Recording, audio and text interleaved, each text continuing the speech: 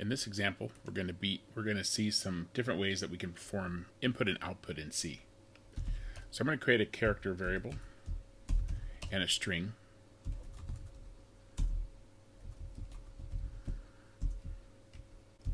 So I can read one character with the getchar function.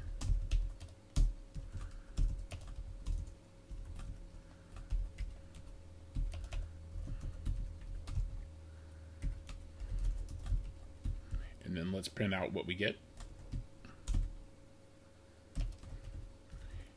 And remember, we can print C out as a character or as an integer. And now I'm going to print the character using putchar.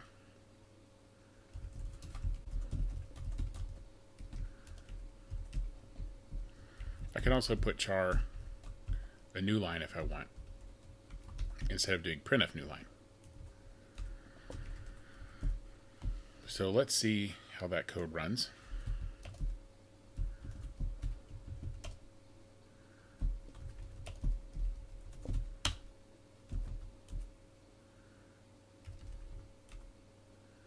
So I'm going to enter a character, and then it prints that out. If we run again, we do a letter, and you can see it prints that out the way we would expect.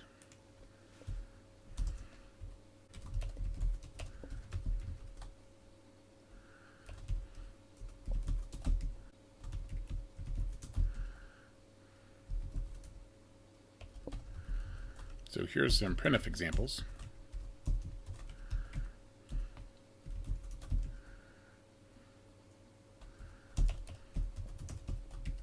So again, we can just print a number out.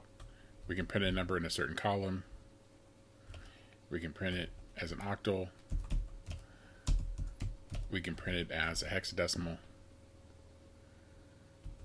Let's do 29 as an interesting number, so we'll do that. Now for a character,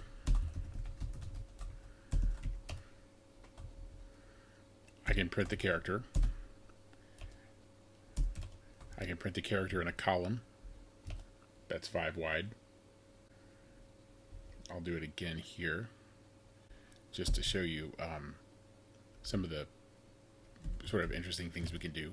So I can give it a character, and let's give it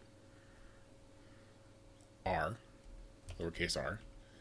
I can also give it a number.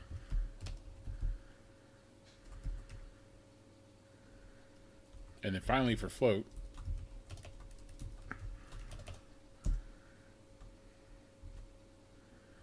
.2f will give me a 6 columns with 2 decimal points, and %1f or .1f will give me 1 decimal point. So I'm going to print 2/3 out, since I know that's a repeating character. And I'm doing 2.0 divided by 3.0 so that I make sure that it does real addition. It doesn't do integer division.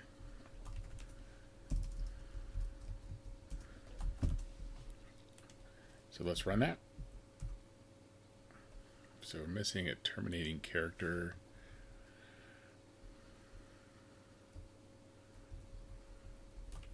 That should be a double quote. So here's my character. And you can see it printed these characters. And notice here it prints X because 120 is the ASCII value for lowercase x. And we'll print that as a digit just so that we can see that. So we've seen earlier how we can copy things to a string.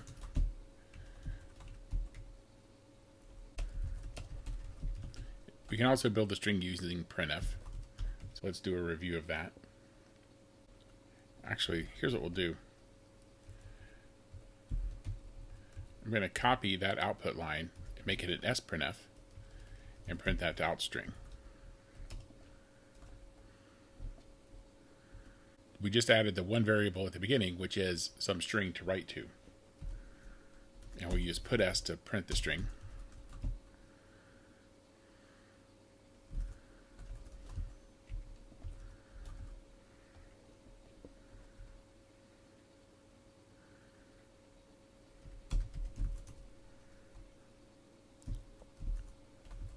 Now let's print our own string. We'll say don't tell me to be quiet.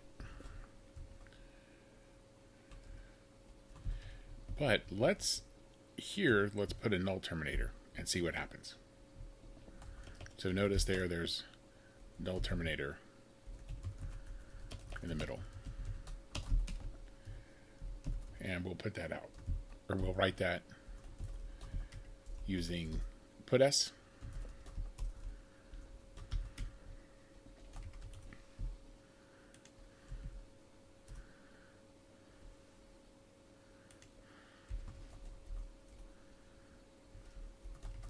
And you'll notice I'm getting a warning here.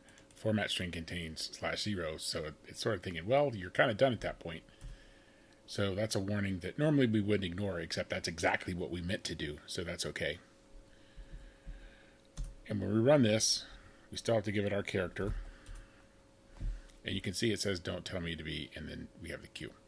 I also have a double, or a missing space, it looks like. So finally,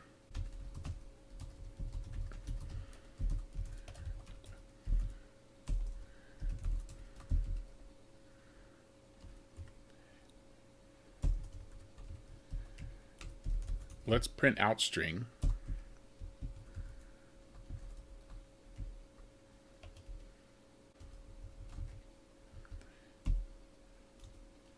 So let's do a for loop.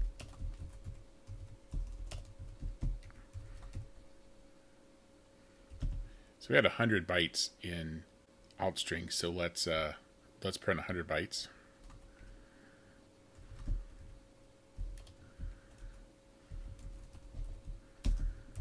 And that's 4, not 4.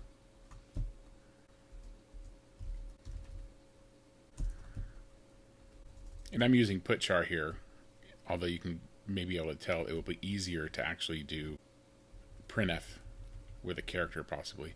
But I just wanted to use that for purposes of demonstration.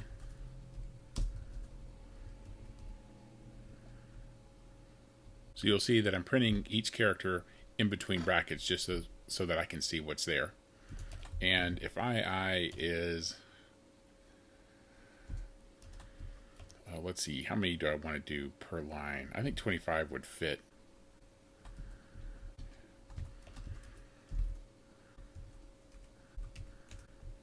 Okay, I think that'll do it for us. But I think I want to say II plus 1 here, so that we don't do it at 0.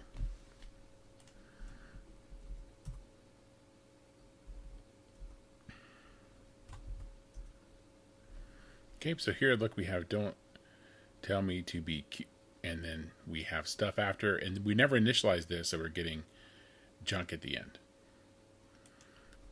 Now suppose I did this. Instead of this line,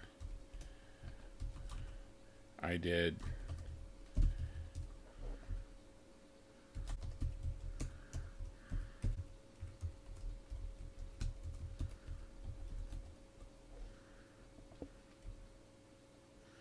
so here's the ABCs a couple times. And if I run this again,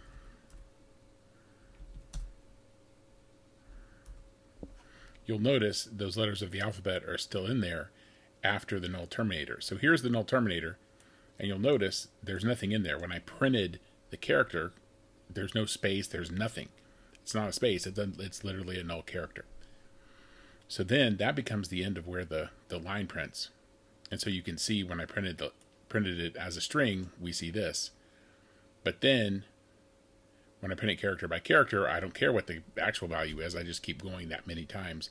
And you can see we get a lot of extraneous junk in the part that we never initialized. And then the stuff that we had initialized earlier is still there. So you want to be careful with strings. Again, make sure you put that null terminator where it belongs, and if you have anything that you don't want available, make sure you zero that out.